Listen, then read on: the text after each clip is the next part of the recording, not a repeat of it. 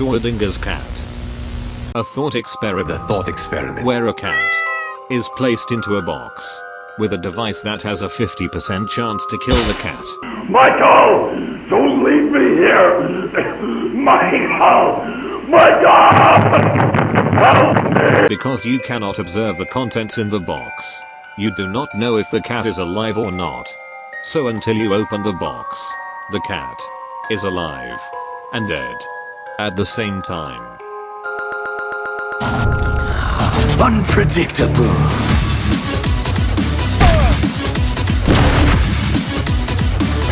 No! Piss off.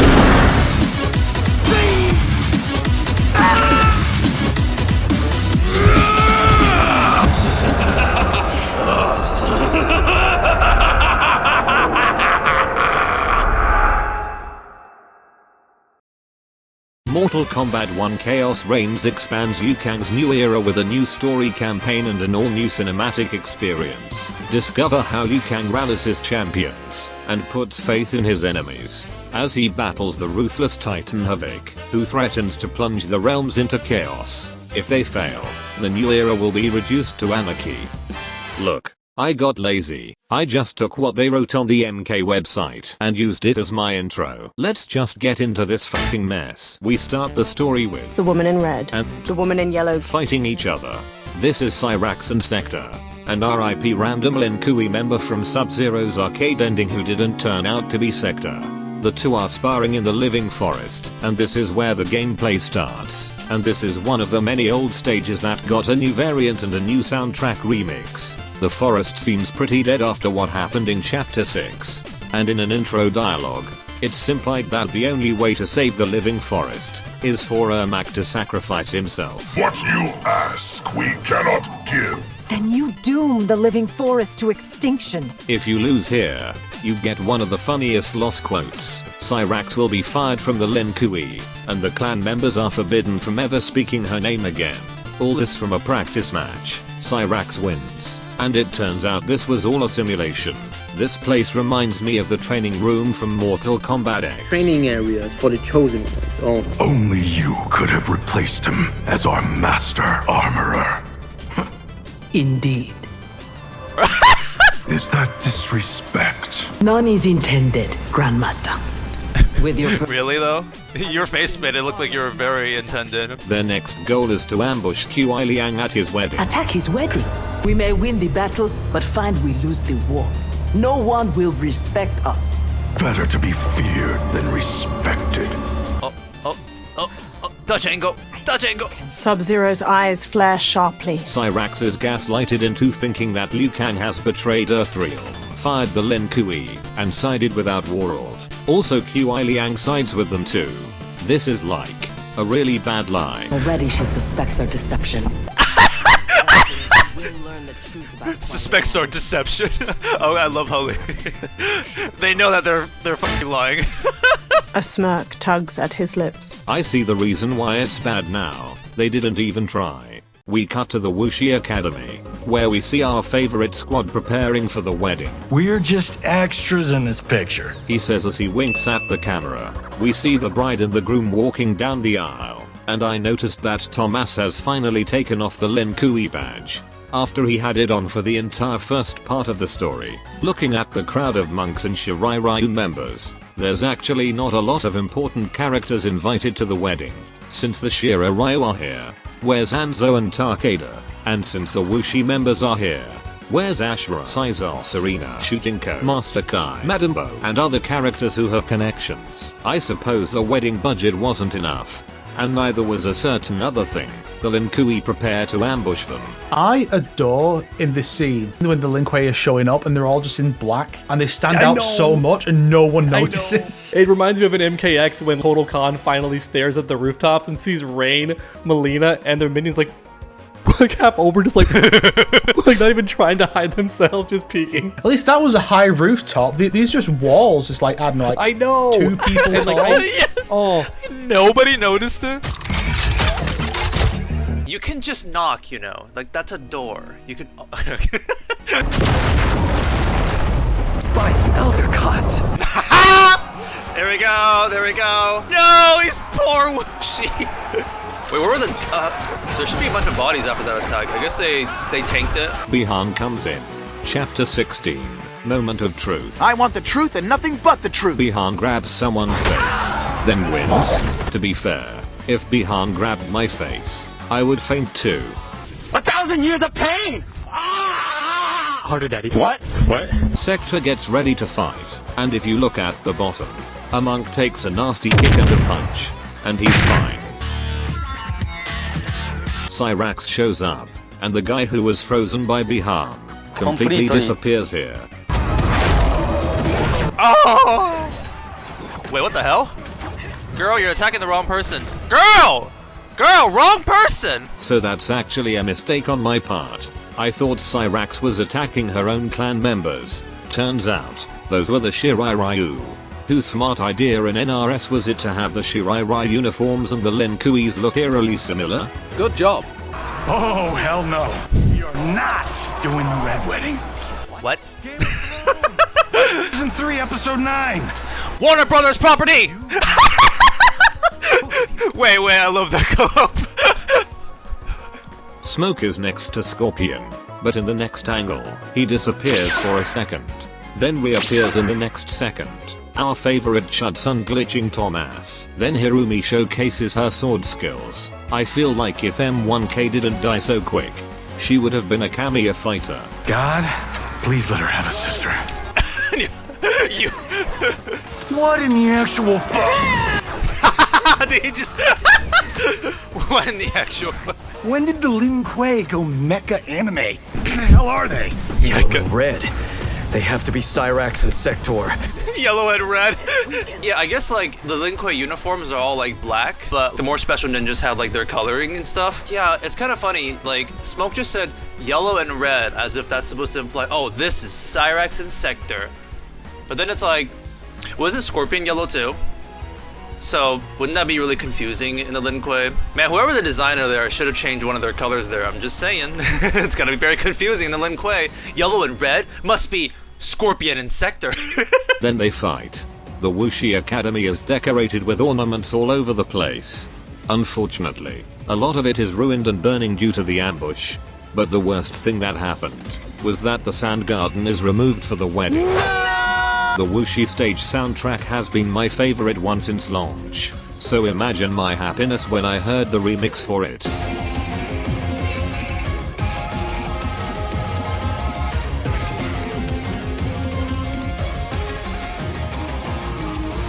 Ketchup and mustard win. Then Hirumi gets attacked by some Lin Kuei thugs, and that katana. It looks like it's not Sento. It looks identical to Sento, but the hilt is a different color. So it's all okay. You have over 30 different katanas made for Kenshi, and you just had to pick this model. It's fine. Cyrax saves Hirumi, because Kuai Liang, Thomas, they've broken their oath. They are fair game. But she is not Lin Kuei. She only attacks because we do. Very honorable. However, the Shirai Ryu and Wuxi aren't Lin Kuei either. Don't they deserve mercy too? It's fine. Then you fight Kuai Liang with a kinda boring ass outfit. I was hoping he would keep the red robe, cause it makes him look more fancy. You defeat him. Reap the reward of your faithlessness. Hirumi tries to protect her hubby, with not Sento. Then Cyrax slowly finds out about the truth. You know Bihan is wrong.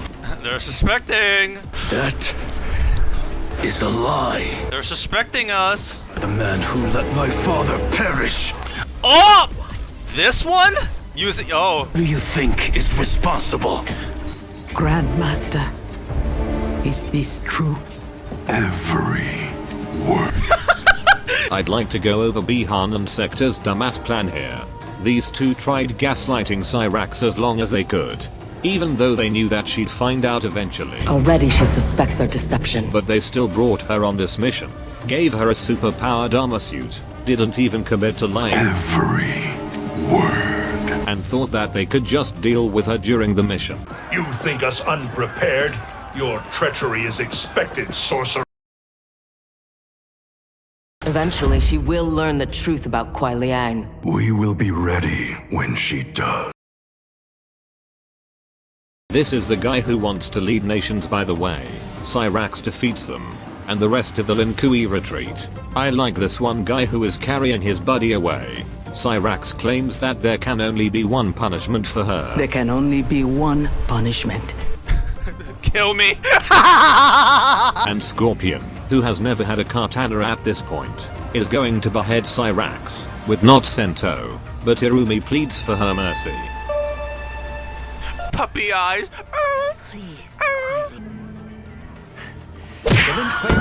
Raiden declares that Bihan and Sector will be trialed by Lord Liu Kang and Empress Melina. And that's pretty much chapter 16. This entire chapter has just been Cyrax playing judge, jury and executioner. Cyrax beats Scorpion and Smoke, cause she deems them to be traitors, but she doesn't want to kill Hirumi because she is not fair game. Then after Cyrax learns the truth, she beats Bihan and Sector, then accepts her punishment. She got to have a whole character arc handmade by herself, because she beat the shit out of everyone who disagreed with her. Just like Shiva, and just like Li Mei. They are fair game. We head to Empress Melina's palace. Let us bring them to them. Armor and foe. We see many familiar faces at the trial, and I just got a rant about something here. Scorpion and Smoke have left the Lin Kuei in part 1 of the story mode, and yet they are still wearing the Lin Kuei uniforms. They started their own clan, the Shirai Ryu, with a new uniform designed. One of Scorpion's old colors even looks like it, and yet they are still wearing the Lin Kuei uniforms. It disgusts me. Are you mad? I agree. They must answer for I agree, they should die. but killing them will neither restore Sindel nor ease your life. Damn, Lou! Don't bring her in this. It will give me great pleasure. Damn, Melina! Your Honor, I have a question. What exactly did Bihan do against Outworld in the first part of the story? Everything bad that he's done is towards Earthrealm, but before he could do more harm, he's already been taken out of the story. Are they really going to still blame Sindel's death on him? I'll have your head, Bihan! Your mother's death wasn't my doing! He didn't even know about the multiverse twist. I can't trust Lin Kuei. You were complicit in— Bihan knew nothing of Titan Shang Tsung. You see, the real reason why Melina is pissed with Bihan is because the Lin Kuei were working with General Shao off screen. They must answer for aiding Shao's rebellion. There's a crucial intro dialogue that explains Bihan's biggest crime. I owe you nothing, Bihan. You would still be in prison were it not for me. By freeing Shao, you have become Outworld's enemy. Bihan was the one who got Shao and Reiko out of Lei Chin prison. Thank you for making me do homework, NRS. Again with this? Then all of a sudden, someone takes a massive shit on the script of the story. A purple portal appears, and out comes a bunch of ugly ass skins. I need to give context for this. In Invasions mode, Invasion? the rewards you get for playing this shitty ass mode are the Order of Darkness skins, and color palettes that match the theme of the season. Some of these were actually pretty good. After the Sub-Zero season, it was announced that the next season was going to be Melina focused, which got a lot of people hyped. We were going to get purple color palettes and Flesh Pit remix skins. Even the developers were hyping these skins up. They're almost like Flesh Pit hybrid versions of them. Cool mohawks, body scarring. It's almost like a Bowie season. Okay. It's really cool, bright, vibrant colors. The art team really nailed the season and making it fun and unique. So when the season came out, What in the actual they released some of the worst looking skins in fighting game history. Fans were furious. People were having meltdowns on social media. And me personally, I kind of loved how terrible these skins are. They were so bad that it became kind of fascinating to me. Also, Reptile's new lizard form looked kind of cool. So after all the negative comments, NRS decided to canonize all these ugly ass skins and shoved them into Khaos Reigns. Why? So our band of new characters from Khaos Realm are either cool original Chaos themed skins, or these buff colored monstrosities. 1995 Reptile would be proud. Hey look, it's Kangxi, the Kenshi Liu Kang hybrid from the end credit scene. Though he's just Chaos Kenshi now. Now we're just missing Kid Tanya and Quan Zero. Hold it. My MK senses are tingling. Move in. Stop.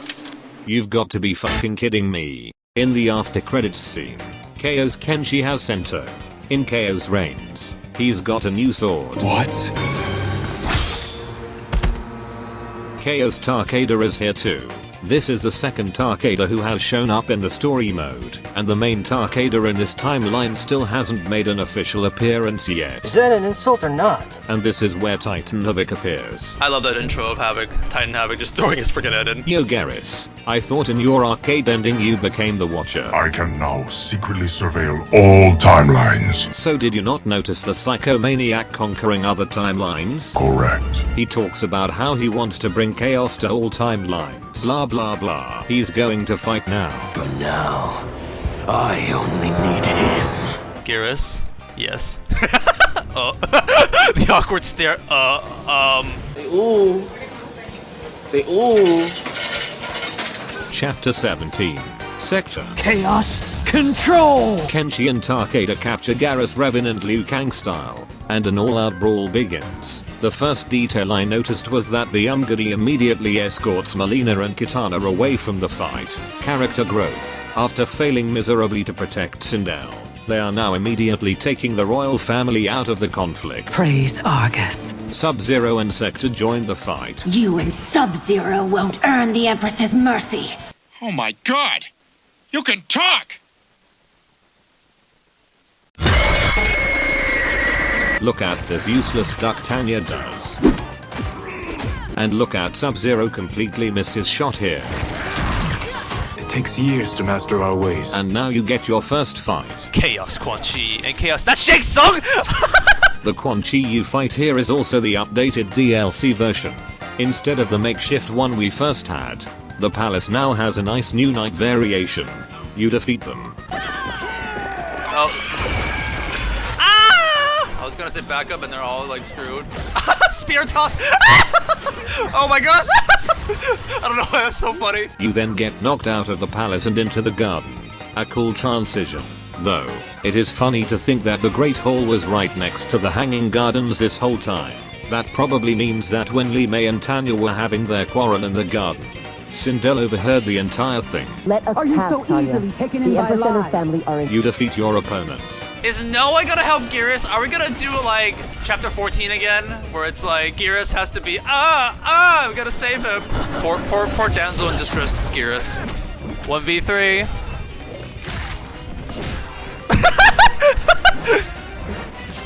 Hit the head! Hit the head! Then you fight Khaos Garrus, which is actually the first time you ever fight Garrus in the entire story mode. Correct. The stage is also burning and destroyed now. You defeat him. One thing that I do like about this chapter is the banter Sector and Chameleon have. Better to let real warriors handle this. Damn, Sector! You and Sub-Zero won't earn the Empress's mercy. Okay, Melina. Your weapons need work. They were defeated easily. They saved your sister. Why are they both having this banter? By the end of this, they're so gonna fuck. Now do you appreciate the armor? You are a good fighter. I'll start to like her. Garrus unfortunately gets taken away, and Liu Kang struggles against Titan Havik. Titans, beings who are above elder gods, creators of the universe, are able to annihilate you in an instant, and Liu Kang gets beaten by a bat. Is this bat a cosmic level weapon? Or is adding something like Titans into a martial arts fighting game a mistake? Indeed. Titan Havik gets away. Escape. Grandmaster, hubby. Bihan, no! I'm already assuming that Sector and Bihan are gonna be a thing. The Serena fans are loathing. Sector retracts her faceplate and stares in dismay. And now Bihan is stuck in Chaos Real.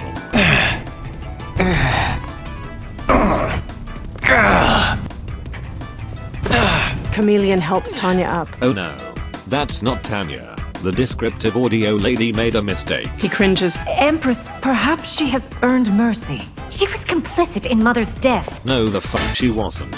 The Lin Kui literally didn't know what was going on during the first part of the story. They didn't know Bihan took a deal with Shang Tsung, nor did they know about the multiverse shit. Sector is 100% innocent for Sindel's death. What a waste of my time. Liu Kang bails Sector out. Wait. As you wish. As you wish. We cut to a defeated Bihar. Oh, come on. At least give us a little bit of dignity with Sub-Zero, like, taking out, like, a couple of them. At least showcase that he tried. He's already just... blap. Sub-Zero is not beating the weak-ass allegations. We also see piles of Garruses. And our main Garrus is getting sucked out of something. Whee! Whee! Why does it have to be upside down, though? Because chaos, of course. You don't know. So this is the part where Titan Havik reveals his grand plan. And I've seen this scene like 5 times already. And I still have a hard time understanding what's going on. But I'll try my best to explain it. So first off, they talk about the Kamidogus. Pay attention, I said your favorite word. The Kamidogu. The Kamidogus are ancient relics. When used together, they can remake this timeline's reality. I guess they're Infinity Stones now. Fuck the one being, I suppose. Also, remake this timeline's reality. Isn't that what the fucking hourglass is for? I'm sorry, I'm getting ahead of myself. Havik discovers that he can use the Kamidogus to change the realities of other timelines. If first infused with their time crystals. Time crystals? The microtransaction currency in Mortal Kombat 11? The best way I can describe time crystals is that they are the life essence in powerful beings, like Titans and Garrus. So if Havik wanted to take over Liu Kang's timeline, he just needs to take Liu Kang's time crystals, combine that with the Kamidogus, and Liu Kang's timeline will be his. However, why capture Garrus? Oh my god, bruh. This part gives me a headache. I don't have a 100% answer here, but this is my interpretation. In order for a new timeline to be born, someone needs to beat Kronika, and while the winner is the creator of the next timeline, Garrus is also taken over to the next timeline too. So even though every Titan has their own new timeline, the prior timeline is the same for everyone. Which is why every Garrus from different timelines have the same time crystals. In Zoomer brain rot terms, it's like you made a password for your Windows PC, but I just went to Microsoft to get a super password, and now I can access any Windows computer I want with it. Jingle, jingle, jingle. So in summary, Titan Havik wants to bless every timeline with chaos, and he's going to use the Kamidogus and extracted Garrus juice to do it. Any questions? Yes, I have an entire Google Doc of problems, but I don't have the time nor patience to give a fuck. So we're moving on. And now Havik is going to experiment with his new play toy. Bihan stands are so jealous right now. Chapter 17. Sector? I thought the chapter title card already showed up. We cut to the heroes discussing their next step. And here, Liu Kang gives an explanation as to why their Havik sucks ass. Our Havik is less crazed because I recrafted his destiny when I restarted time. Even though I personally find the main Havik to be one of the worst characters in the game, at least they gave a reasoning as to why he sucks. I gave the Havik meaningless lives. First that Shang Tsung, now this Havik? Will the threats from these titans never cease? That wasn't part of the script. Melina just wanted to talk the multiverse in this story mode. Melina wants to send her troops, but Liu Kang advises against it, because General Shao's rebellion is too much of a threat. So no Outworld characters can go. Liu Kang can't go, cause that would leave the timeline vulnerable. Which is why they decide to send Scorpius, Cyrax, and Sector. I don't think these are the best choices. You could send Thomas and Syzoff, who have stealth abilities. Takeda doesn't seem too bad either, and he hasn't been playable yet. There are so many other Earthrealm characters you could pick. But let's hear Liu Kang's reasoning. As Lin Kuei, she and Cyrax are trained for this type of mission. Ah yes, the Lin Kuei are so good at these types of missions, as demonstrated in Chapter 8.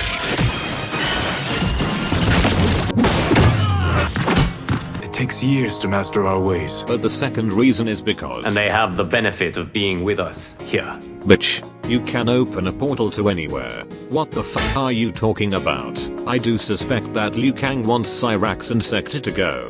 because he wants to give them a chance to redeem themselves. Do not doubt Cyrax's need to make amends, and do not doubt Sector's hatred of Havik's chaos, or her longing for Sub-Zero's safe return. Which is a cute motive, but he is betting the fate of the world on this random factor. He definitely could have played this safer by just sending Raiden and Khaloseum. And they have the benefit of being with us here. Look, I get it. They are DLC characters. I should stop nitpicking and move on. Moving on. So the trio get ready to go on the mission. Do not forget.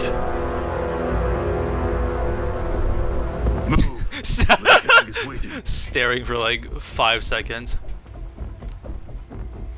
Puff.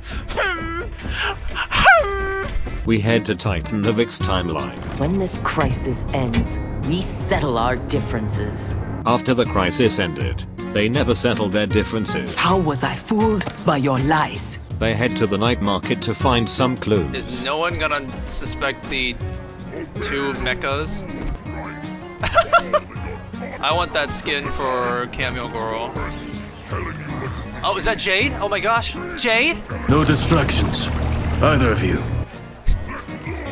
Aren't you the one who says not to be distracted, Scorpion? Oh, that's cool. No, thank you. What? We must find Giras in this? I'm sorry, weren't you the professionals? It takes years to master our ways. The DM wants to advance the plot here, so a random Johnny Cage shows up to stir conflict. Yo! Oh! There he is! Oh! I'm gonna spit acid on him. Yeah, kick his ass, Urbak. Urbak and Reptile. Woo! Let's go! It's the poker gang, guys! It's the poker game teaming up! MKXO again! Those who resist us! We know you resist us because you're wearing something not ugly. Very luckily, it seems like this Johnny Cage has information on what they need. Once he breaks the cryomancer, you will be next. And the cryomancer that Tarkatan mentioned, it must be Bihan. I mean, it could also be Quan Zero. I like this one guy in the back who doesn't give a fuck about the fight. And now you fight Chaos Baraka. The night market is filled to the brim with life. There's a Shokan on the left selling food. A Shokan in the back who is really into your fighting. So many cool Shokan outfits. I wish some of these could have been given to Goro as skins. Some guy sleeping on the ground.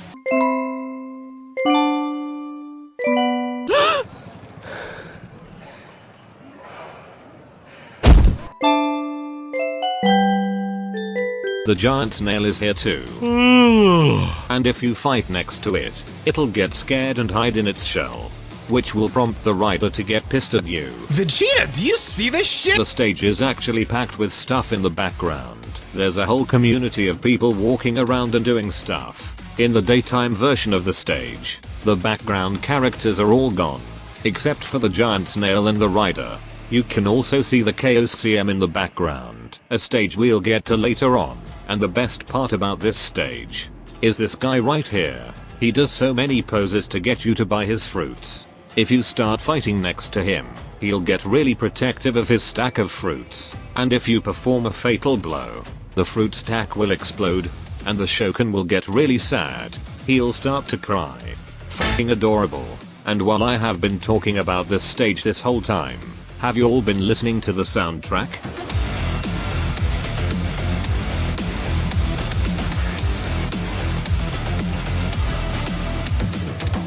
Fucking radical. NRS got Blue Stally to compose the Khaos Reigns stage soundtracks. I think it makes a lot of sense that Havik would listen to Blue Stally. I kind of imagined that he heard my stuff and was like, ooh, this is what his mixes sound like? This is someone who knows chaos. Someone listened to Slaughterhouse in Mortal Kombat Deception.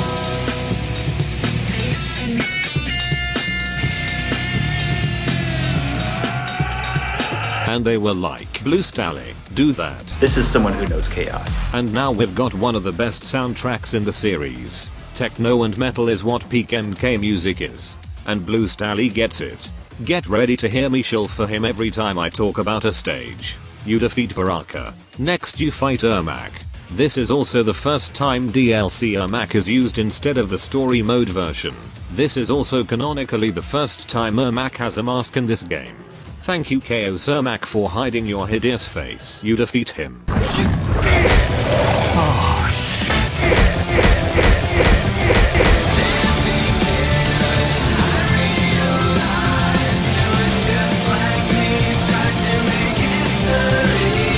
Cage punches his groin, unfazed. Never seen a Zaterran? I don't know why the way Sector implies that it's like, you never seen a Zaterran, you don't know that, you know, the the nut punch is not gonna work on them or something.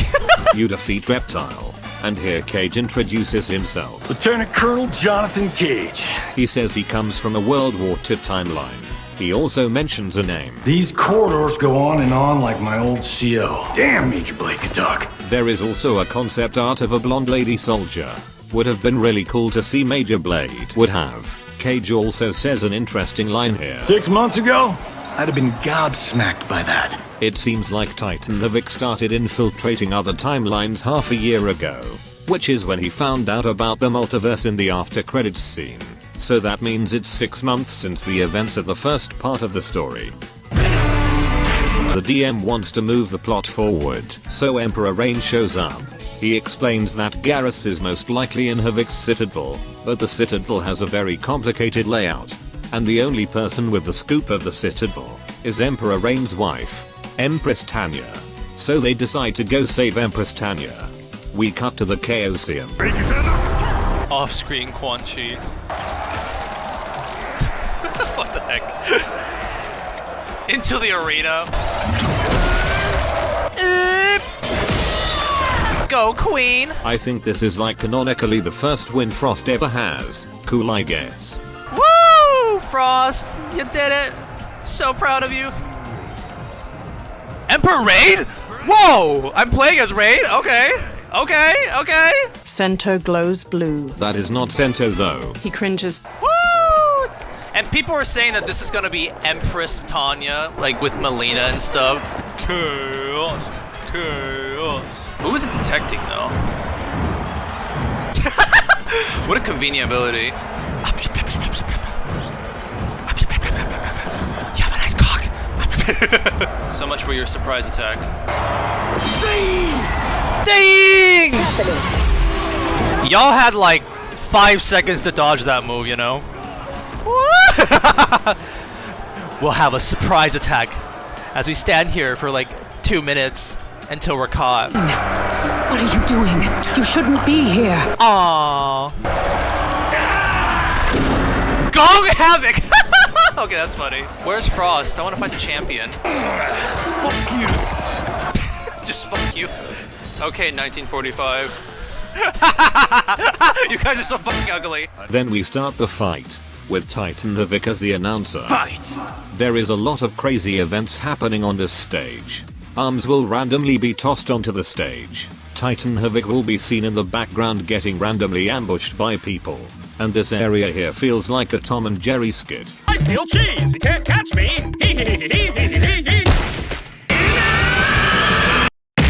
Motherfucker, are you out of your damn mind? There is a giant jumbotron above Havik.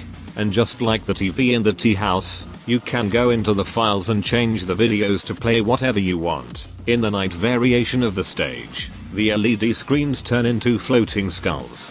And last but not least, I've got to talk about the music. The Round 3 soundtrack might be my favorite in the DLC.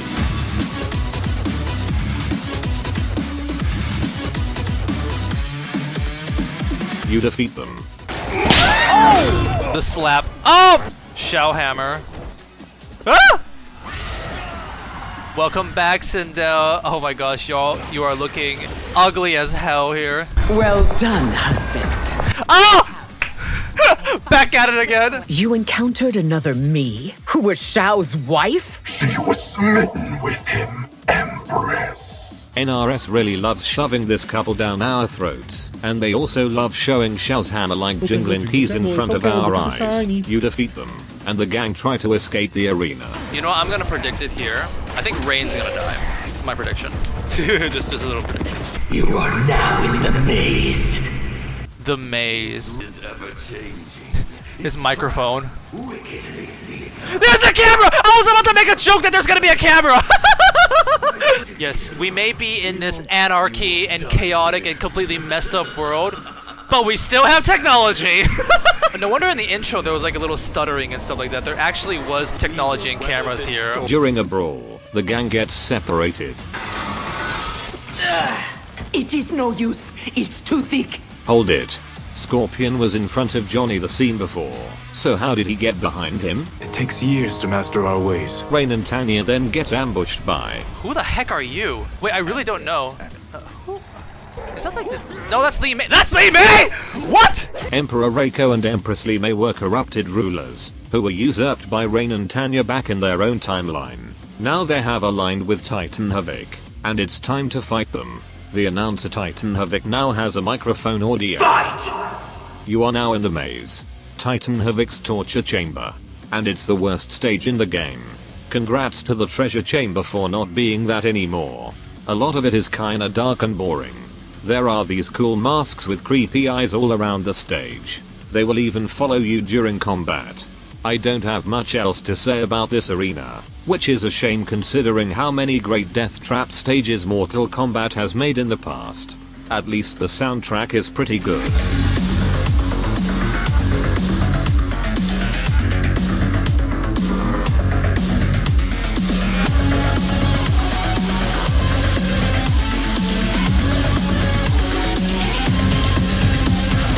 You defeat them. You know what? Congratulations, Lee May. You got a new skin.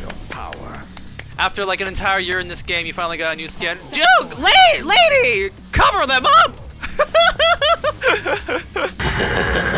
What? Chaos manifests in myriad ways. What?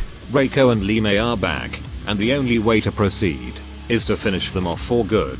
A fascinating rule Titan Havik has set here. And this is pretty much the only interesting thing they do with the concept of chaos in this entire expansion. They behead them, and move on.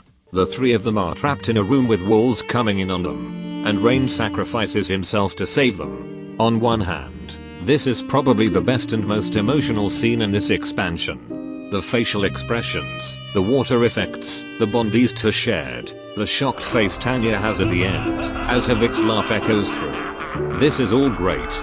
Even though they were all on screen for a very short moment of time, I did feel sad for the scene where Emperor Rain died. It felt sad. I was like, oh, that's too bad. Like, even though he only showed up for a little bit, I actually felt like emotional and sad when he died. But on the other hand, there are so many problems with this scene. The three of them could have used their powers to break the door. Sector could just fire missiles, and even if that door is somehow the most durable thing in history, I assure you they'll at least break the walls. Tanya could have helped more with the walls. She could have put her staff up to hold the walls. She could have used her golden god hands to stop the walls. And most importantly, Tanya and Rain can teleport. Rain can turn into a puddle of water and leave.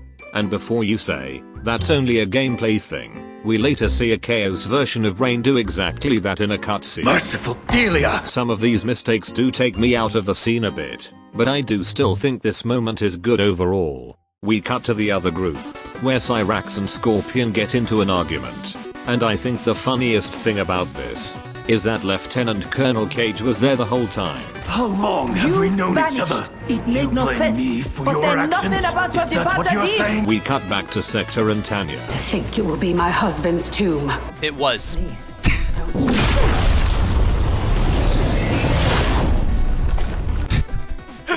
The face just Chapter 19. Empress Tanya. Narrow Margin is a decent movie by the way. They head into a big room. Oh! Hello, dragon. Oh my gosh! Oh, Naga! Are we gonna fight like a boss here or something? Rawr. Okay, let's go. There's scaly expansion, guys. Hell yeah. your armor failed to detect that too? Oh, there's Melina. Sorry. You defeat them. How dare you abuse such a magnificent creature? Preach, sister. Preach. Lee May and Reiko get back up with Titan Havik's magic. Kitana and Melina get back up. Because I guess they only lost half their HP. Then you get ready for round 2. Are we fighting in front of this boring ass wall? Turns out, the cutscene is not over yet. And now we get a weird ass Inception hallway fight scene. When the room starts rotating and Sector doesn't fucking float. Dumbass. That was pretty funny. But, and Like, Fuck, that's fucking A. Kitana punches Tanya really hard here. Ow. Ow. The rock. You defeat them, and Tanya tries to calm Orin down. This is the real life. Or is this fantasy? Tanya and her connections with dragons was set up all the way back in Armageddon. The fire of Blaze transformed Tanya into a being known as a dragon caller. And they hinted this in an intro dialogue. You can summon dragons, a power I gained by defeating Blaze. So it's cool to see it come to fruition here. She calms Orin down, and the other group meet back up with them. By the way, does anyone want to mention that Emperor Reign died to the other group? No? Okay. The DM wants to progress the plot, so Orin opens a portal to send them to Havik's citadel. little feet. This will not do. She had the ability to summon a portal this whole time. Go in. Thank you, Orin. I will come back for you. Go! Go! What the heck? My new minion will have to occupy them until we arrive. Warn him. Your new minion, eh? Hey, Bihan. Yeah, we're gonna need some help here. Oh no, I'm not that busy right now. What's up? They reach Havik's citadel. The floor collapses. Because fucking chaos, I guess. Cyrax saves Qi Liang, and the group try to rescue her. He moves one step at a time. Beside him, a rope lowers. Cage looks over to see Scorpion smoothly descended. With a scowl, Cage leaps over to grab the rope and slides down it. My armor flies short distances. I can retrieve them one at a time. What are you talking about short distances, girl? You can fly all the way to space! And then, a big reveal happens. Whoa! Is that fucking blackface, dude? No. This isn't blackface. I'm an actual demon. Bro, please tell me that's not fucking not serious? cool, man. No. You don't understand. I'm literally a forest demon from across the bridge. This isn't a costume. Get the hell, man!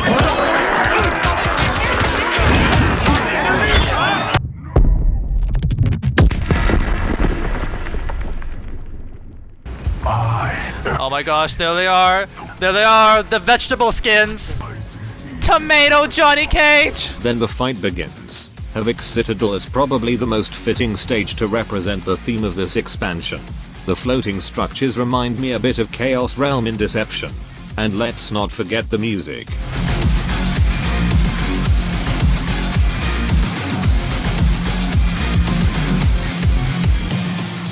And those are all the new stages they added into Khaos Reigns. Some pretty solid stuff. My personal favorite was the night market. You defeat them. Havik's will not be done. Havik's will not be done. Where is Bihan? Where is he? Where's my hubby? We head to our next fight. Look at Kung Leo's useless flip here. Tanya gets a partner change, and we start our next fight. Yo Tanya, you're fighting a Chaos version of your husband. Do you have anything to say about that? I remain unimpressed. Okay. You then fight a Chaos Liu Kang, and then you move on. Wait. What, Sector? What? The gang then get to the foundry, and Qi Liang faces off with Bihan. Your new attire suits you. It is as black as your heart. Why's everything gotta be black with you? Wonder what the lore of that hand is. Yeah, me too. Cyrax misses her punches here. Then the brothers fight. Scorpion throws an entire pillar over, and Bihan tanks the entire hit, and is completely fine. It takes years to master our way. I like this one part, where Scorpion tries to drag Noob Saibot over, but Noob uses his clone to put Scorpion in place. So Bihan uses Scorpion's get over here move against himself. Pretty cool. And now it's time to save Qi Liang. Oh, I like that. Then they fight. Wait. Where the fuck did Chaos Liu Kang come from? I feel like story-wise, there is a lot of potential for good character development here depending on who you play as. Qi Liang and his rivalry with his brother. Cyrax faces off against an even more evil version of her Grandmaster, set to trying to save her Grandmaster by any means necessary. A lot of great potential. Anyways, you play as Empress Tanya here. Why? The chapter system is a fucking mistake to storytelling. You beat him, they take Bihan, save Garrus, grab the Komodo goose, then Garrus teleports them out.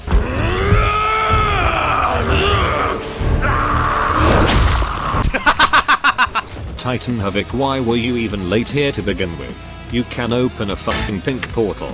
Why not just teleport to your own citadel that way? My genius. We head back to Liu Kang's timeline, where Liu Kang tries to cure Bihan.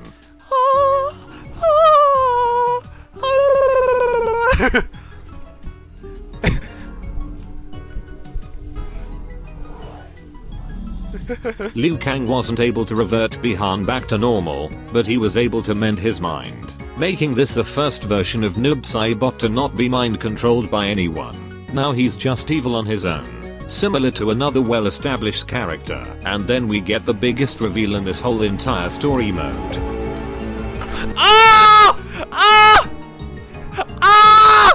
Oh no, the Serena fans. Serena fans are crying now. OG Bihan fans are like, my Serena Bihan shit! Ah! There's like this fan art I saw that someone drew of Bihan and Sector doing like the headbutt, but instead of Sector it's Serena! I saw this one tweet of someone basically being like, I'm gonna draw a male Sector doing this with Bihan now. Shouldn't be an issue, right? And actually, I really think it's funny to really think about this in the future. 10 years from now, when they inevitably revert the universe again, because they're going to do that 100%, is male Sector and Bihan going to be a thing? Like, are they going to do that because they were a thing when Sector is a woman in this other timeline? So are they going to make it be a thing in the future? Now that NRS has done this, they're going to have to try and commit to this Bihan X Sector ship now. Realize, sorcerer, that you've brought this on yourself.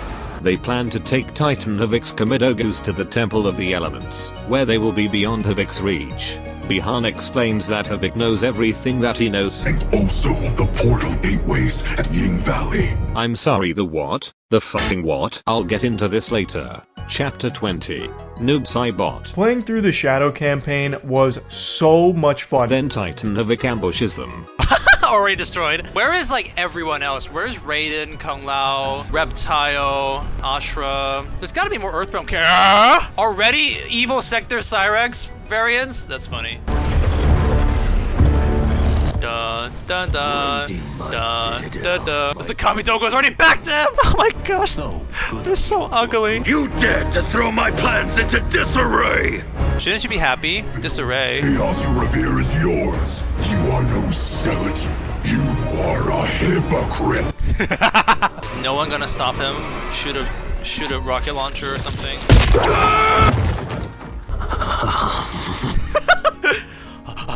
Titan Havik leaves his lackeys to finish the job. Then we fight Khaos, Cyrax and Sector, who also happen to be non-cyborgs and women. What an incredible coincidence. This is the first time the Fire Temple stage is playable in the story mode, and it is unfortunately destroyed. Cool looking stage though. They defeat them, and this is where the story unintentionally becomes super hilarious. Oh, the Scorpion mirror match. Ooh, the noobs. Oh, that's cool. If we lose, it will be due to you.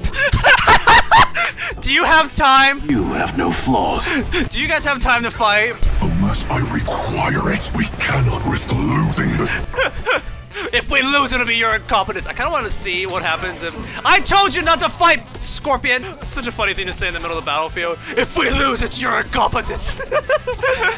Watch and learn, Kuai Liang. Watch and learn, Kuai Liang. I didn't ask for you, Kuai Liang! Get out of my face! The dive kicker. What are you doing, Kuai Liang? It's all your fault! This whole combo is your fault, Kuai Liang. Do you hear me? It's your incompetence. Unbelievable. Look at it! You got hit again, Kuai Liang! That's your fault, Kuai Liang, you pathetic. You missed, Kuai Liang! You suck! What are you doing? That is how one wins. You see that, Kuai Liang? It's called hitting your shots like you don't. In a glacier of hail. Is that what I sound like? This is so funny. What is more important, winning this fight or protecting your ego?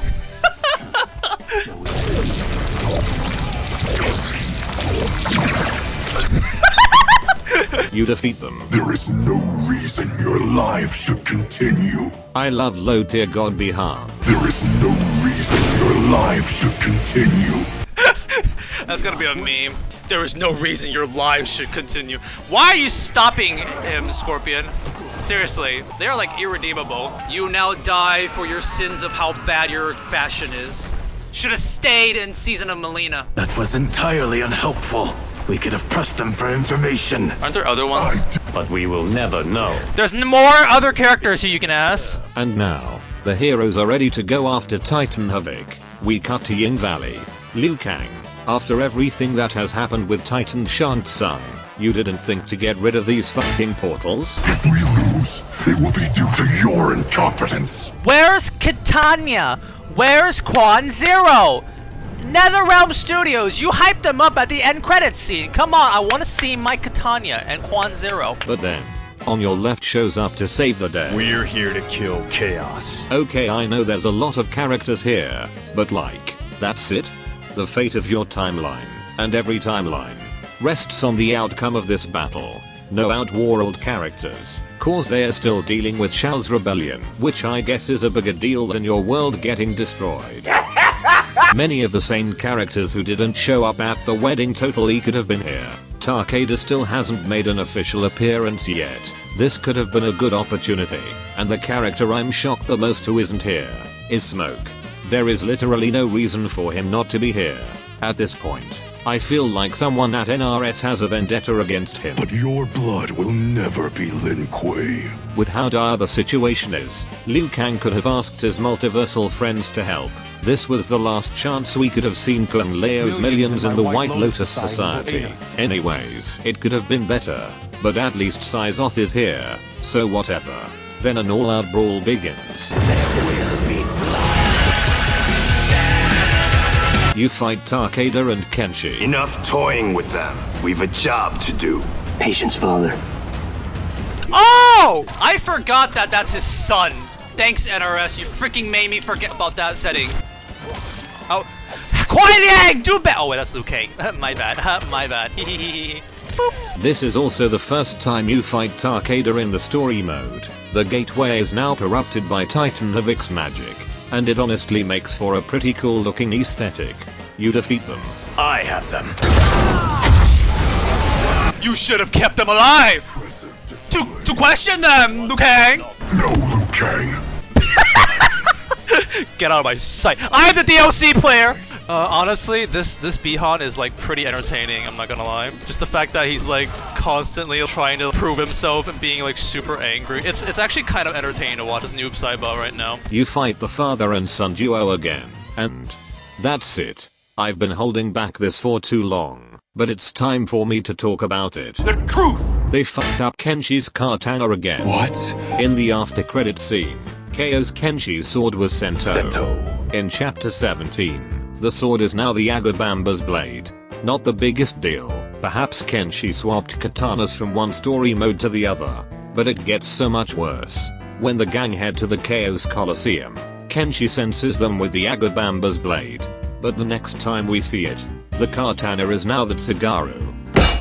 What the fuck? How the fuck is it Tsugaru even here? But it gets worse. When Kenshi tries to read Empress Tanya's mind, Kenshi has the Tsugaru. Then the next time you see Kenshi, his katana has rotated. Then the next time you see Kenshi, his katana is now the Agabamba's blade.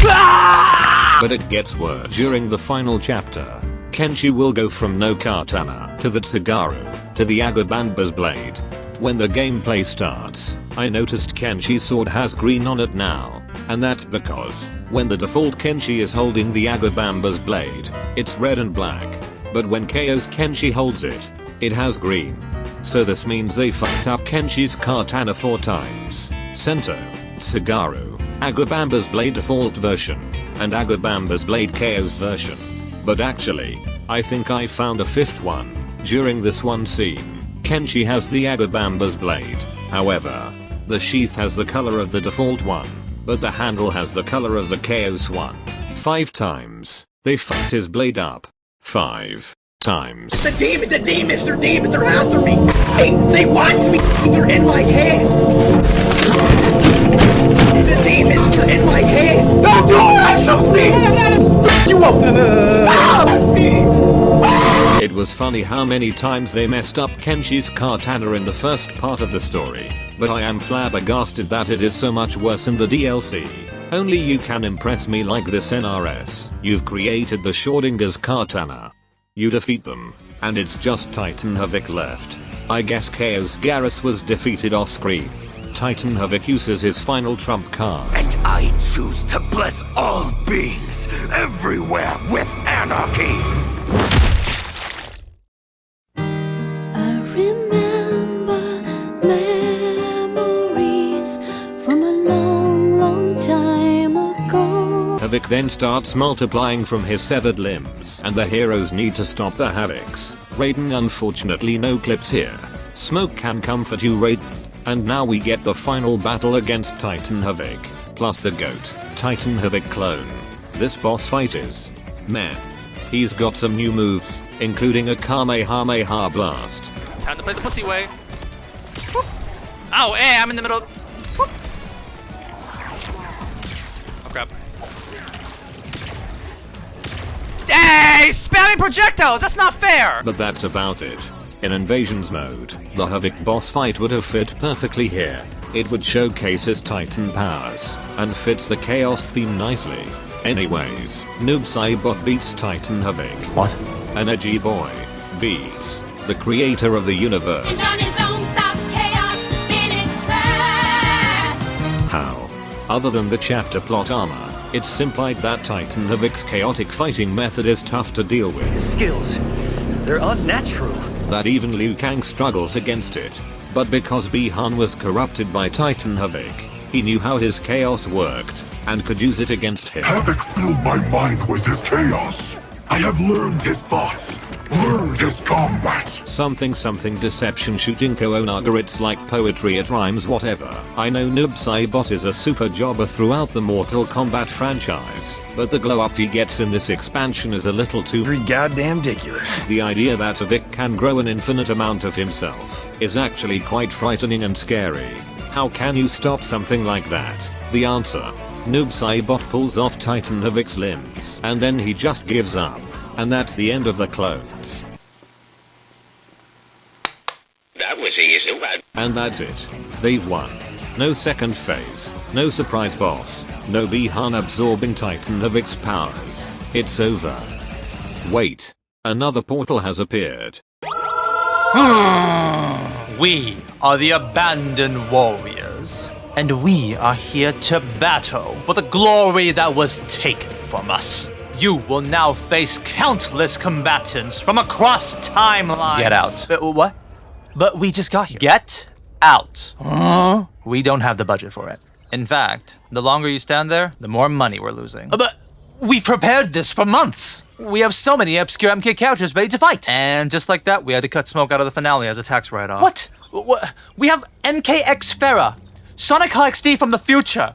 We even have KK in a wheel. If you don't get off the screen right now, we are cutting Reptile from the finale. Oh shit, we need to leave now.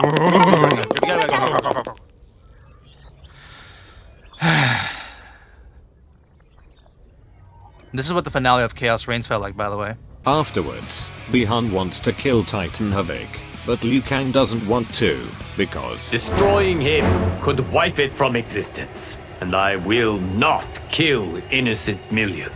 Yeah guys, think about our beloved characters from Titan Havik's timeline, like Orin, Shokon Merchant, the Snail. Also, after Titan Shang Tsung's death, his realm still exists, so what you talking about Liu Kang? Perhaps Liu Kang should consider killing Titan Havik. If he ever escapes, he would be a threat to all timelines. Maybe Liu Kang needs to make a hard choice. Nah. This is goody two-shoe Liu Kang. He's always going to be a good guy. NRS would never give him death. Boring. Coming from the high of defeating Titan Havik, Bi-Han wants to challenge Liu Kang. Sector tries to stop it, but Bi-Han still throws a punch. And finally, Garrus gets to do something useful in the story. Liu Kang rewards Sector for everything she's done, and allows her to go back to the Lin Kuei. Sector works her jaw, then steps away. Held responsible. She's like, okay, fine. Liu Kang takes Bi-Han to the Temple of the Elements to cure him. He's also fucking bald here. A bald? Noob Saibot has a gear where he has Bi-Han's hair. and it looks great. So I have no idea why they chose to have him be bald here. A bald? Cyrax then joins the Shirai Ryu. And that's the end of Khaos Reigns. What a lackluster ending. But we still have a little bit more we can cover in the arcade endings. In Cyrax's ending, there's a flashback to the wedding. And Hirumi is not in her wedding attire. And neither is Qi Liang. Qi Liang also still has the Lin Kui badge and he doesn't have the scar. How could you? Cyrax struggles in the Shirai Ryu but then things get better whatever. In Sector's ending, Quan Chi offers to help the Lin Kui in exchange for Sector Tanabshinik's amulet from the Temple of the Elements. Sector agrees. During the mission however, Sector found Bihan, abandoning the original mission. You were supposed to retrieve the amulet. Saving Bihan was all that mattered. And now rescuing Bihan. We pick up the story in Noob Saibot's ending. They try to escape, fighting the 4 elemental gods, except for Fujin. And now Bihan is back in the Lin Kui, ready to go up against their enemies. Is Kung Lao fucking dead? And now we've got one last place we can gain additional information. Welcome to the Double ID, interesting intro dialogues, where we look at character intro dialogues to gain more information about the current chapter we're on. Ashla and Saizoth were asked about the wedding. If I had been at the Wuxi that day... The Lin Kuei are fortunate you were not. You were not at Kuai Liang's wedding. Better for the Lin Kuei I wasn't. Cyrax can maintain her suit without Sector. Without Sector, who maintains your armor? My secret allies who remain on her staff. Hanzo is getting trained by Smoke and Cyrax. It is critical you join Smoke in training young Hanzo. Why? Who is he to become? Cyrax asks a question fans have been wondering. How do a demon and a Zaterran... You don't know me well enough to ask that. Here's an intro that makes Liu Kang seem dumb. Why won't Liu Kang disband the Lin Kuei? He remains hopeful they can reform. Huh? Does Reiko still have Onaga? You tamed Onaga? I thought so. Until he went rogue. Fucking whoops. His amulet gave him an unfair advantage. Madame Bo is Sector's mother. How is Madame Bo your mother? Has no one explained to you how that works? Sector's father is mentioned. Give my regards to Long Wei. You know my father? There is actually one character named Wei in the story mode. Stooped and feeble like old man Wei. And last but not least, the cyber initiative is heavily teased. The armor's just a first step, isn't it? You will find out in time. Your experiments with automation must end. Interesting. I must be on to something. You've created more mechanized monstrosities? Many. And I can't wait to unleash them. And that's the last double ID I'll ever do for this game. As fun as it is to find interesting information. Of those who could be Liu Kang's champion. Are we still on this? Seriously, fuck you. I can't help but feel like it's a fool's errand. Let's actually analyze how many of these setups from the first part of the story actually are brought up in Khaos Reigns. The Shirai Ryu clan is made, Qi Liang and Hirumi's marriage, Cyrax and Sector, Shao's rebellion, the Temple of the Elements, the Komodo Goose, which aren't even from Liu Kang's timeline, and Johnny jokingly calling Bihan a noob. Out of the dozens of setups, less than 10 of them were mentioned. And now we've got more stuff we can add. Good luck Mortal Kombat 13 in handling these setups. I'll be sure to berate you for every one you ignore. And that's it. That's Khaos Reigns. I don't really know where to go from here. So I think I'll start by analyzing the characters from Khaos Reigns. Let's break it down. Lieutenant Colonel Cage. You didn't do jack shit this whole fucking game! Why are you here? Let's break it down. Liu Kang. This is a small update I wanted to add for Liu Kang. Last time, I ended it with a question. Should Liu Kang help mortal affairs, or should he allow mortals to prosper on their own? After some thinking, and reading some of your comments, I side more with the former now. I do think it's fine that Liu Kang intervenes in mortal affairs, and it's especially because of the multiverse. His universe is getting invaded and changed by outside forces. It's like if I had a formicarium, and a cockroach shows up in it. Of course I'm going to intervene. So I feel like because of the multiverse, because the cat is out of the bag, Liu Kang is very justified for helping his people. Of course, I still think his freedom of choice thing is a lie. Fucking liar, you fucking piece of shit, little fucking rat. And he's still a boring one-note character. They double down on how much of a good person he is in Khaos Reigns. Boring. But I do think his help towards mortal affairs is justified. Let's break it down. Titan Havik. After the end of Mortal Kombat 1, we were promised the Cleric of Chaos, and that promise was broken, because what we actually got was Shao Kahn with a Chaos filter. All Titan Havik wants to do is conquer other timelines and have them fight in his arena. Listen to what the Chaos Preacher has to say about Titan Havik's religion. Obey no rules, follow no laws. All that your heart desires is right. All that your body craves is holy. From the time you were born, Order's minions have poisoned your mind. Parents telling you what to believe. Priests telling you how to worship. Politicians how to think. Let Lord Havik cleanse you with his chaos! This isn't the religion of chaos. This is just called being selfish. Don't listen to your parents. What are you, 5? I wouldn't be very pissed if the villain was any other character. But this is Havik, the representation of chaos, the definition of potential man. Fans have wanted the real Havik since the disappointment of M1K Havik. But all we got was a generic villain. The only chaos you revere is yours. You are no zealot. You are a hypocrite.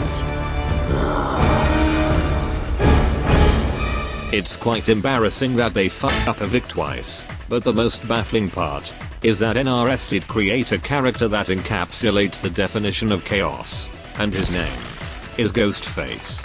Ghostface is a brutal, faceless killer, but when you try to analyze his motives, things become a bit muddy.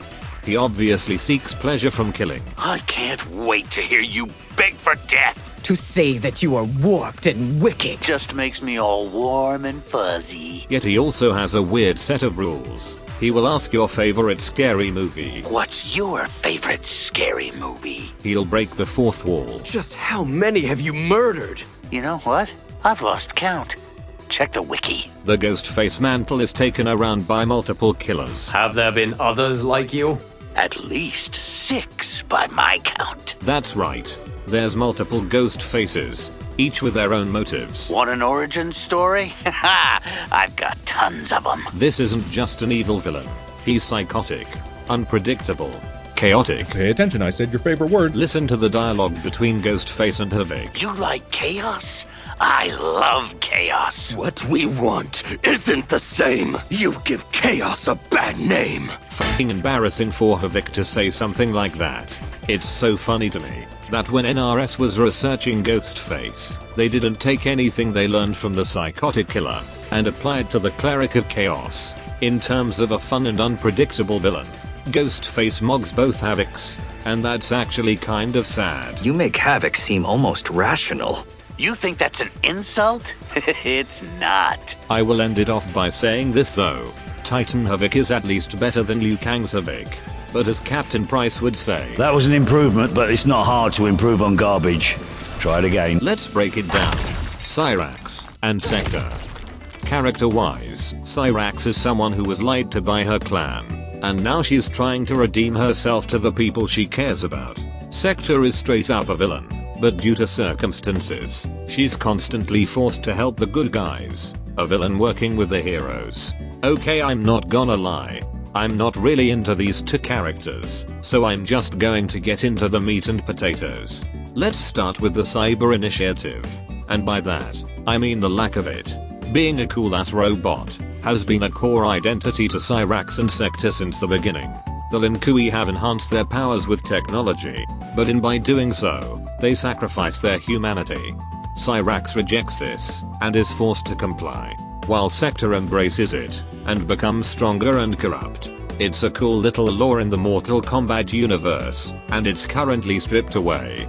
Of course, there are many changes in the new era, but when a core piece of a character identity is taken out, I can't help but compare the new with the old. And for the case with Cyrax and Sector, I don't find their new struggles to be as interesting as their old ones, at least, currently. And now we get into the real meat of the topic. They've been gender swapped. Unfortunately, this has become the highlight of these characters, and people don't really care about discussing anything else about them. A shame really. Regardless, here's my 2 cents in this conversation. Let me start by saying this. I don't think gender swapping is problematic. If a creator wants to make a change to a story, I don't see any issue in that. I don't think the decision is always malicious intent. At the same time, I also think most gender swaps are unnecessary and don't add much to the grand story. That isn't to say there aren't good ones. In fact, I'd like to take some time to talk about good examples of gender swaps. I have 3 types I want to go over. Number 1. Minor characters. If the character doesn't have a major role in the story, and nobody really cares about them, then just do whatever the fuck you want with them. If it sucks, who cares? If it's great, that's awesome, and it's a surprise. My example I'd use here actually comes from Mortal Kombat 1. Madame Bo. Madame Bo is a great new addition to the cast, and she's basically a gender swap version of Bo Raicho. And look, Bo Raicho is quirky and interesting, but I don't think anyone actually loves him. I don't see Bo Raicho fan cams, so gender bend him and turn him into a new character. Who gives a shit? And the results is a new character that fans adore, and it's one of the best NRS original characters they've ever made. That's kind of you to say. Number 2. Not replacing the original. This is a case where a gender swap happened, but the gender swap version of the character didn't replace the original. They both just exist simultaneously. My example here is Fiona and Cake.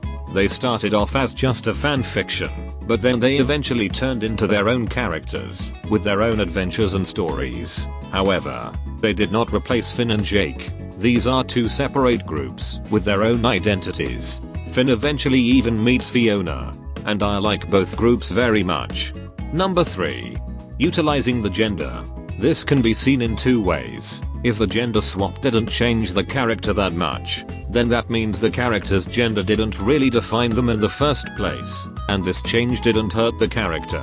The example I've got is Batman the Caped Crusader. There were changes to many classic Batman characters. Harley Quinn is fucking awesome in this show, by the way. Then there were smaller changes, like race swapping and gender swapping. However, I don't think these changes changed the characters from the original too much. I still feel like this is classic Gordon and Barbara, even if they're black. And I still feel like this is classic Penguin, even though she's a woman now. And I think that's a good thing. On the other hand, if the gender swap did change the character, then how was their new gender utilized in the story? How does gender swapping benefit the narrative? The best example I've got is in Spider-Man Into the Spider-Verse. We're introduced to Dr. Olivia Octavius fairly early in the movie, and at first, she seems like a quirky random background character. Then she meets Spider-Man, and she still seems like a quirky random background character. But then in this funny scene, everything shifts tone when Olivia says this. You stay in this dimension too long, your body's gonna disintegrate. Do you know how painful that would be, Peter Parker? You can't imagine. And I can't wait to watch. Then it's revealed that she is Doc Ock in this universe.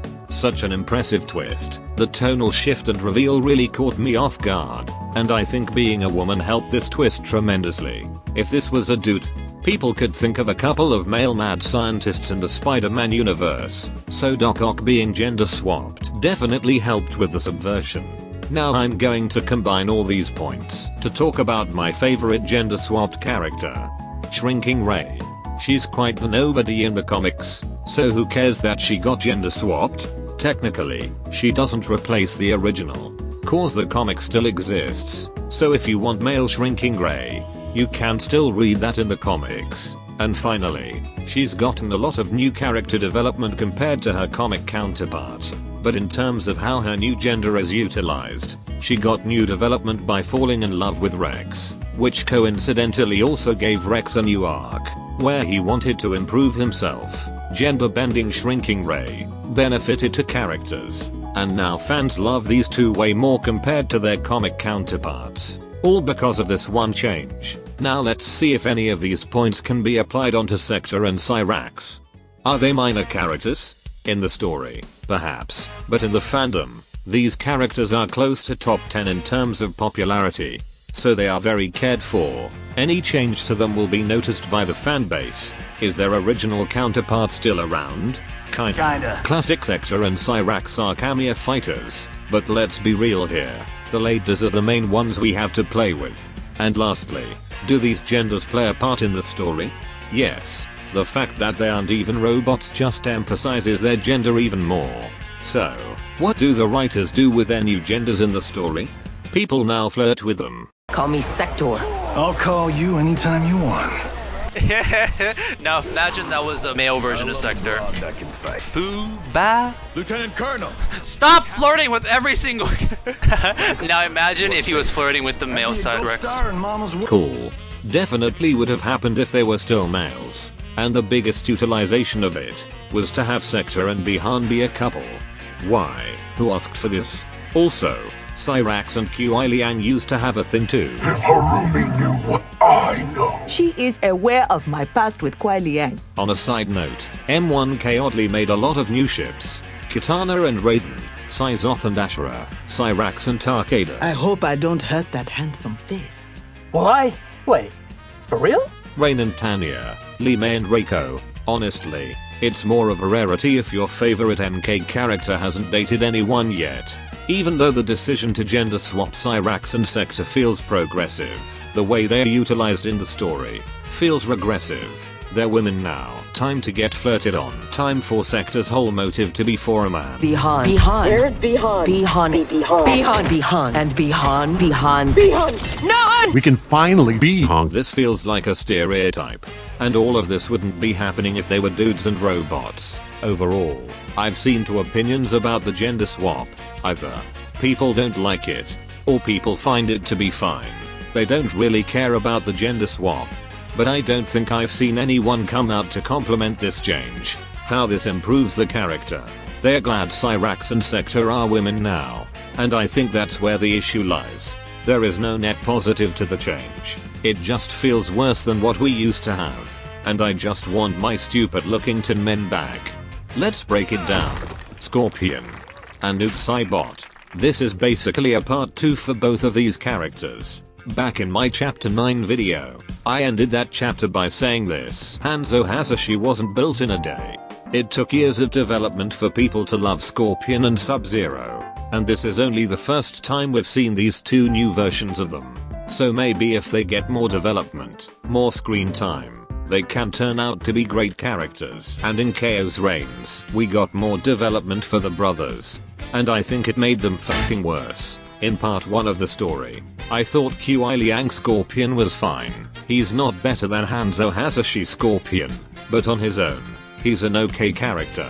He just hasn't really had enough development yet. Jump cut to Khaos Reigns, and they give Kui Liang way more development. Yay. And now I think he's a fucking asshole.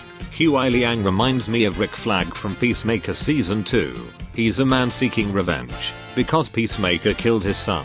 And he does some dark things to achieve this. And look, I get it. His son died. That's very sad and serious. But holy shit, Rick Flag is such an unlikable character. He is such a piece of shit. Even by the end, when he gets his revenge, I don't feel satisfied. I don't root for him at all. And I feel the exact same way with Kui Liang. Kui Liang has every right to be angry after the Lin Kui ambushed his wedding. But holy shit, Kui Liang is such an unlikable character. All he does is be angry at others and complain. Let's analyze the two major sources, Bihan and Cyrax. For Bihan's case, it's a lot more justified for Kui Liang to be an asshole. He attacked his wedding, betrayed Earthreal, and killed his father. However, there does come a point where one might ask, should Kui Liang be the better person here? When Bihan is corrupted by Titan Havik's magic, he truly wasn't himself at that moment, and yet Kui Liang still treats him harshly. Your new attire suits you. It is as black as your heart. As evil as Bihan is, he never was planning on killing Kui Liang. Cyrax, take him. And yet, Kui Liang was fine leaving Bihan in Chaos Realm. You refuse to help? He's your brother. Again, very justifiable for him to feel this way towards his brother. but this also makes him kind of heartless. Even Cyrax makes a comment on this. Despite what Kuai Liang says, he would regret it if he loses Bihan. But the second point I have is why I truly can't stand Kuai Liang. Can't stand Spider-Man! His treatment towards Cyrax. On a surface level, it just seems like Cyrax got tricked by the Lin Kuei to attack Kuai Liang. But Kuai Liang bears responsibility too. In chapter 9, when asked why he can't be the new Grand Master of the Lin Kuei, he says this. You forget Cyrax and Sector. Their loyalty to Bihan is absolute. He has already determined that Cyrax is going to be completely loyal to the Lin Kuei, when that wasn't the case at all. It makes this line even more ironic. How long have we known each other? And yet Kuai Liang just assumed Cyrax would blindly follow the Lin Kuei. But it gets worse. In chapter 12, Smoke and Scorpion say this. That the Lin Kuei won't aid us is unforgivable. Bihan has corrupted them totally. When this crisis ends, we will deal with that one. And yet it turns out, the Lin Kuei never even knew about the multiverse. Bihan knew nothing of Titan Shang Tsung. I always thought that Scorpion reached out to the Lin Kuei and got rejected. But no, Kuai Liang and Thomas never even tried reaching out to them. They just assumed that the Lin Kuei wouldn't help. What the fuck is wrong with you? Cyrax didn't know what was going on because Kuai Liang, her ex, and the one who claims to know her. How long have we known each other? Assumed that Cyrax would be 100% loyal to the Lin Kuei and never tried contacting her. Fuck you. I empathize with Cyrax so much here. She was truly left in the dark this entire time. You vanished without explanation. Bihan, my Grand Master, gave me one.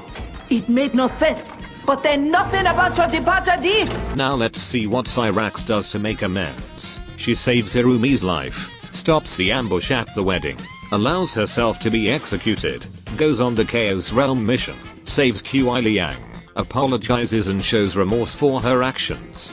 And Kuai Liang is still unsure if he should forgive her.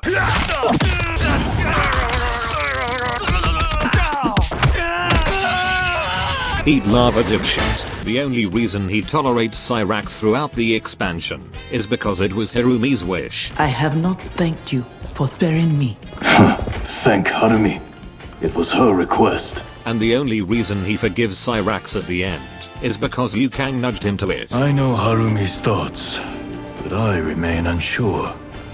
Trust your wife, Kuai Liang. Fucking dog shit character. I don't care if Cyrax ambushed your wedding. You are still a piece of shit. Nobody in the fandom even wanted that dumbass wedding anyways. Somebody dump ice water onto this guy so we can get Sub-Zero back. Fucking garbage ass character. Anyways, now on to his brother. The Bihan situation is honestly hilarious. Fans are begging NRS to give Bihan better writing, a redemption arc. I even tried writing Bihan better. Please, save Bihan. And NRS is like, nah. Doubles down on making him a one-note villain. He never changes, and all he wants is power. It's actually really funny, seeing Bihan pushing people away, shouting at them. Like how NRS is trying to push away Bihan fans, trying their best to alienate them from ever liking this character again. The best thing that Noob Saibot offers in the story is something that doesn't come from the story mode. It comes from the intro dialogues between Sub-Zero and Noob Saibot. How do I become you? By letting emotions dictate your actions. It feels as if this is an inner turmoil inside of Bihan. Your intransigence is unexpected. I thought you were me. Whether to embrace the chaos magic or reject it. The perfection chaos offers is a delusion in your mind. It's an interesting angle to Bihan's struggles, and I think it would have added a lot to his character. Would have. The fact that both brothers, the poster childs of this franchise, are ruined beyond recognition, kind of doesn't set a good precedent for the future of this series. And with that, I think it's time to give my final review. I'll start with the positives, and I'm gonna try real hard to think of some.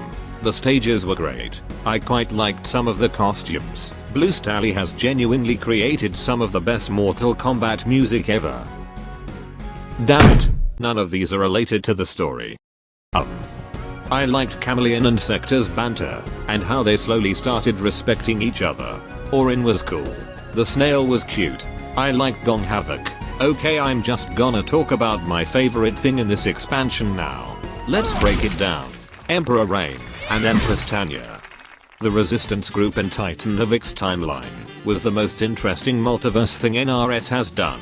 Characters pulled from other timelines into Havik's world. Theoretically, you would have a lot of wacky interesting multiverse characters. Unfortunately, there's only 3. I don't care about World War II Johnny Cage, but luckily, I do like Reign and Tanya.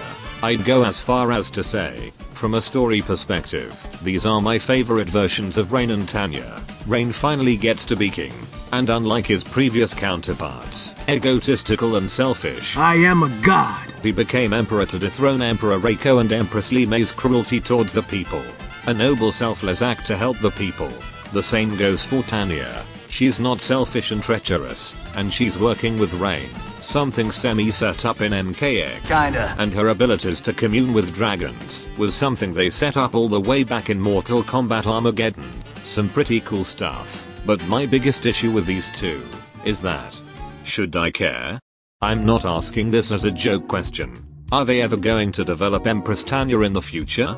Are they gonna pull a Torna from Crash Bandicoot 4 and just have the multiverse version replace the base version? I don't think so. I genuinely do not think Empress Tanya and even Lieutenant Colonel Cage are going to get more development, not when the base universe versions of the characters still exist.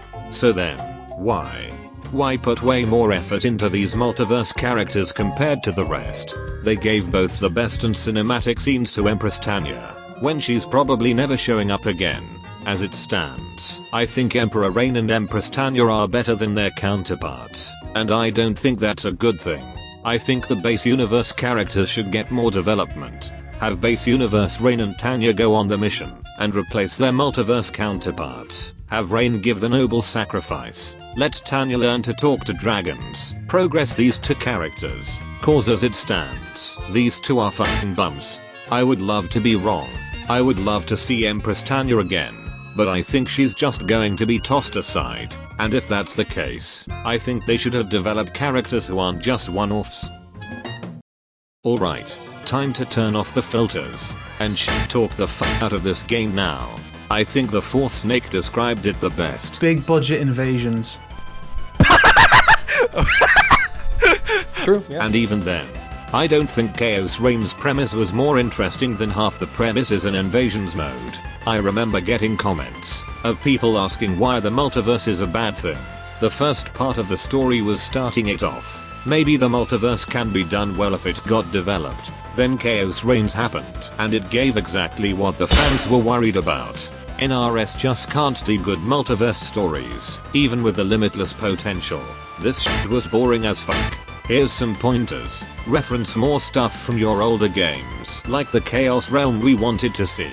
Bring Order Realm into this. Use the hybrid fighters here. They would fit perfectly here in Havik's timeline. What was the point of teasing Kid Tanya and Quan Zero if you were never going to add any hybrid fighters? May the Elder Gods eviscerate you! Like I said in my chapter 15 video, if they are going to commit to something as stupid as the multiverse, then can they actually commit?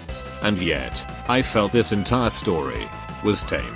I don't think that's the word you want to be using when describing Khaos Reigns. And on the other hand, the base universe plot is really undercooked. I felt like the Lin Kui conflict would have been better if it was the main focus. Actually, there's some unused plot lines in the intro dialogues. That you thought you could abduct me. The day is still young, Sector. This hostility is unwarranted, Bihan. You tried to abduct Sector. You tried enlisting Sector against me. Not against you. To help you see reason. So what if, instead of the trio going to Chaos Realm, they head to the Temple of the Elements to handle Shang Tsung and Quan Chi? This would be a much better smaller scaled story. But no, the multiverse has to take up a chunk of the plot, so we were left with the best of neither worlds. Overall, I think this might be the worst written story NRS has ever done. But at the same time, do you care? I'm not saying this as a joke. Do any of you even remember what happened in Khaos Reigns before clicking on this video? Many people still talk about the shit that happens in the previous NRS games. Time travel, Chronica, Multiverse. Around the same time Khaos Reigns was released, Tekken 8's DLC Forgotten Echoes also came out, and that story mode sucked fucking dick. And I can remember the things that I hated about that story mode still to this day. Oh, this is when I'm supposed to do like the no! No way! Oh! Oh! Oh! Would he carry him back from the lava? No fucking way!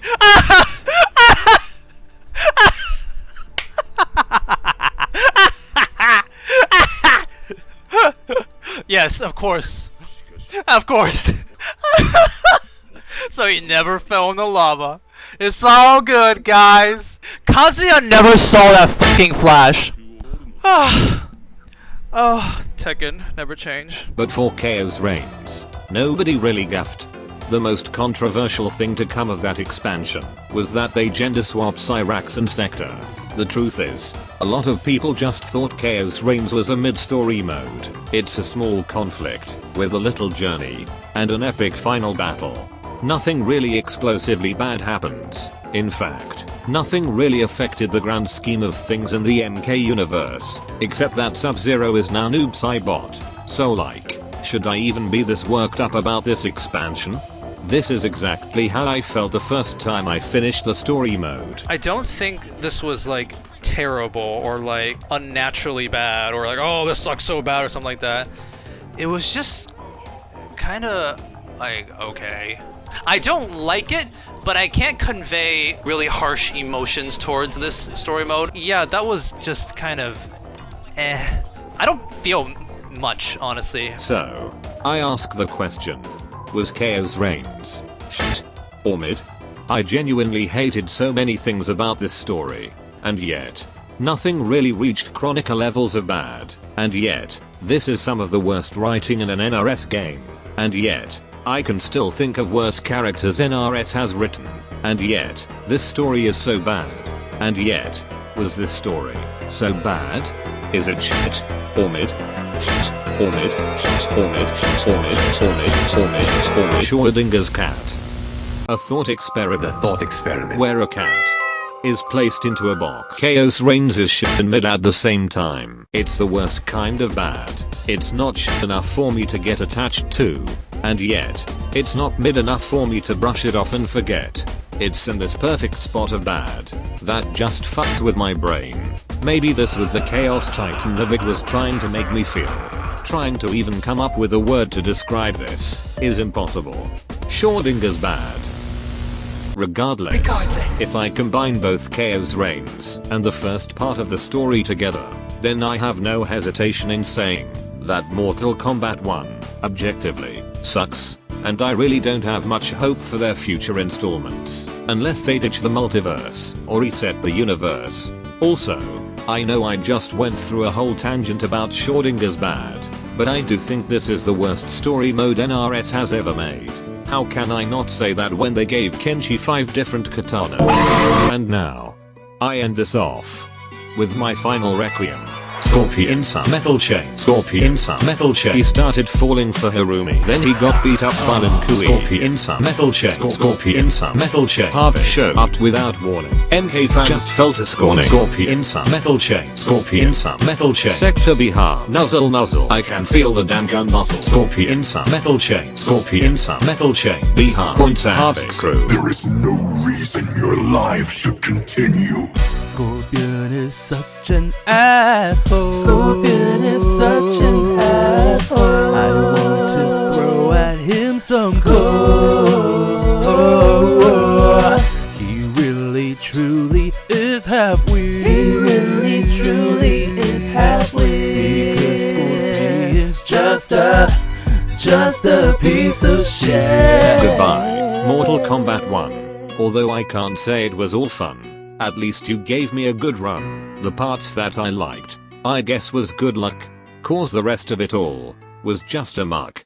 And also, you suck. Hey guys, what is up? SonicHaXD here, and thank you all so much for watching the final finale video. Woo! Woo! Yes! Finally, I'm officially done. I'm finally done with this series. Oh my god! Khaos Reigns Sucks has been a video I've wanted to make the moment I was done playing that DLC. I already wanted to do the Noob Saibot blackface and the reptile getting nut punched while it has to be this way is playing since 2024. So I'm so happy I get to finally release this video, and I'm really proud of it. There's a lot of really funny jokes that I've done. That Kenshi part is probably like my favorite thing I've ever animated like ever. And I'm really happy with the analysis stuff that I did. And I hope you guys liked the whole Schrodinger's cat setup I did from the intro. That took an hour and 30 minutes to finally pay off at the very end. Also, special thanks to Alex DeHale for the Kentaro artworks and the animation assets. And special thanks to BK Half for drawing the Trumpet Boy Part 2 characters. I'm really happy with how those turned out too.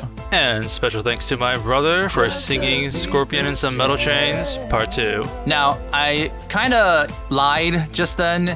You see, this isn't the final video in my Mortal Kombat 1 Sucks video. No, there's actually going to be one more video after this, and it's going to be the Mortal Kombat 1 Sucks the movie, where I combine every single one of my Mortal Kombat 1 Sucks video into one giant compilation video.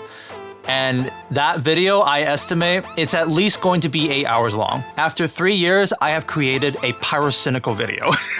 But here's the thing though, I'm not just going to be combining all the videos into one and calling it a day. No, I am going to be updating the videos. I'm going to be adding new stuff and changing mistakes that I made throughout the videos.